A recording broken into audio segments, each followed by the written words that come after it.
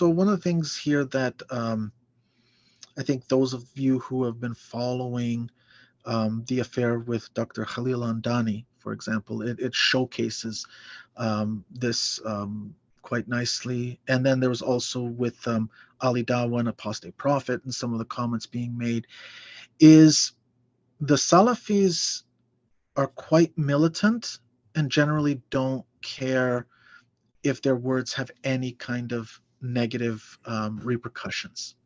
And this is quite serious. This is quite serious.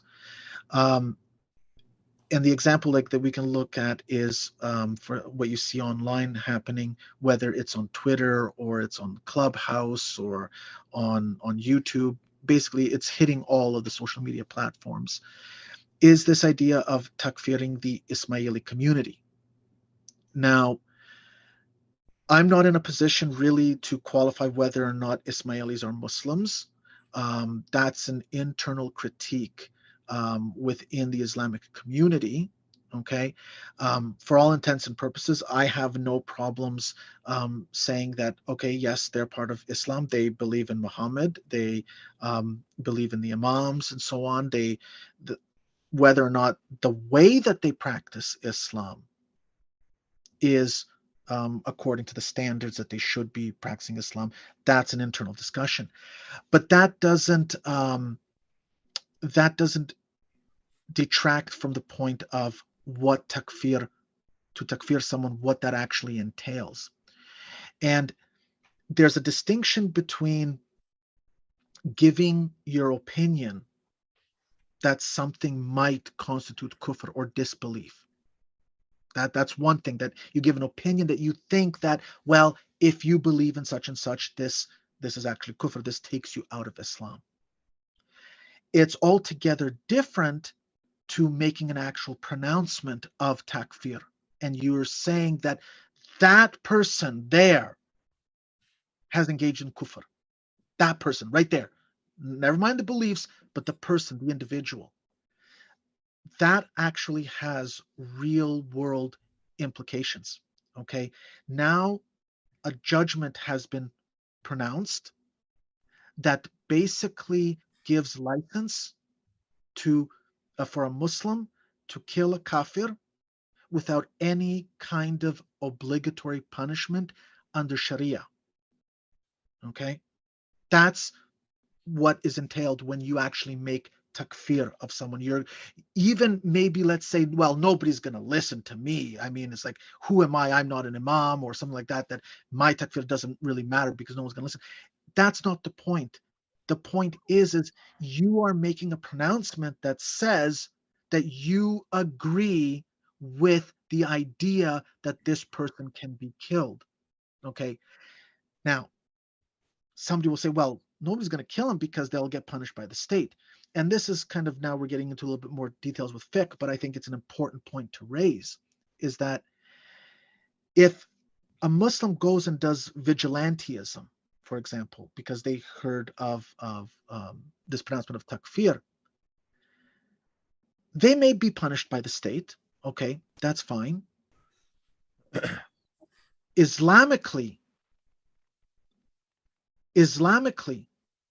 there is no obligation under Sharia to punish the person who killed a kafir. The state may punish him for whatever reasons the state may have, but under Sharia law, there is no obligatory punishment to mete out to the person, the Muslim who kills a kafir. And in this respect, the Ismaili community has historically suffered a lot of persecution by the majority Muslim population because of this issue of alleged kufr. And there is a link there that I think, Jay, maybe you can post alongside this video, that I think that people should go and read. And it's through basically giving a very detailed historical breakdown of the persecution against Ismailis that have occurred, so that this is real events that have occurred. And so that when you get these Salafis online basically pronouncing takfir against, let's say, Dr. Khalil Andani and the Ismailis, that's basically following in line historically. It's saying that they agree with the historical persecution, that they've got no problems with it. It's all fair game. They're not Muslims. And it's beyond that. It's like we agree with any kind of action that is taken against them, because to kill them is to serve the purpose of Islam. Okay.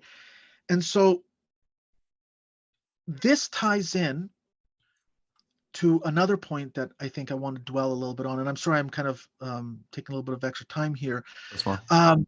Is that a lot of these Salafi da'is, they want to portray themselves oftentimes as maybe being cordial and interested in having, like, let's say, fruitful discussions with non-Muslims, to peacefully invite people to Islam.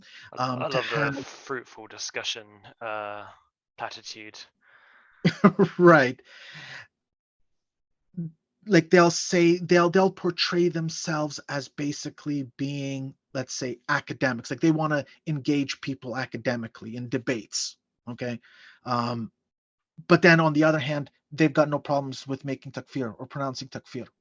They're basically saying, yeah, when you're engaging me, I expect you to be nice and cordial and respectful, but just kind of forget about the fact that I've basically made a pronouncement that that individual should be killed. Okay. It's not to say that when you takfir someone, that you believe them to have committed kufr. It's also a statement that you're saying they should be killed. Okay. We're not going to mince things around. We're not going to let you guys, you Muslims, sugarcoat this. Okay. Somebody who is pronounced a kafir, is takfir, is licensed to be killed. And so you have people like Jake who want to put on this kind of mask that he should be somebody who's respectful, he'll engage with you at an academic level, that he will treat you with respect, or not, as a non-Muslim, whatever. He recognizes your credentials, but then he'll go and make takfir of someone. Okay. These are the kinds of individuals that you're dealing with, and it's quite serious. And I think that we need to recognize this and basically call it out, that these are the individuals that people are dealing with. Moving on, let's get to did you want to talk any more about the sort of facade that's put up about the respect and dignity for human life that's not really there, or do you want to move on to the next section about the Meccan phase? Yeah. Well, I just wanted to say one thing. Sure, is just that a lot of, I think, to their credit, a lot of Muslim apologists, like the one previously mentioned, they have started off as being sincere academics, but the problem is that in order to actually gain any kind of popularity in the Dawah scene, you kind of need to throw your lot behind the Salafis. Otherwise, you are just kind of going to get cold-shouldered.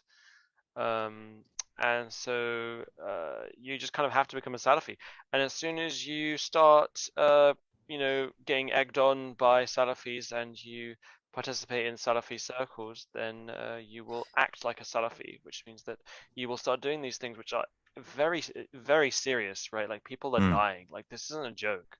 Right. Okay. Like for you in your comfort of your Western home, where ironically you don't live under Sharia, and you out here takfiring people, you have no idea what it's like to live in a country where these laws and these kind of communities who have honor killings and all this kind of stuff might treat other people who you've never met before. And this isn't a joke, right? This is people's lives.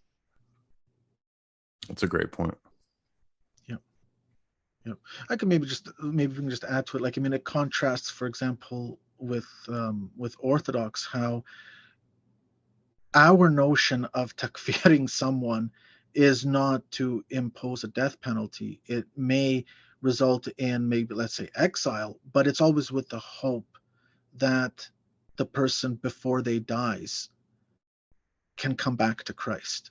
Okay, so our notion of takfir is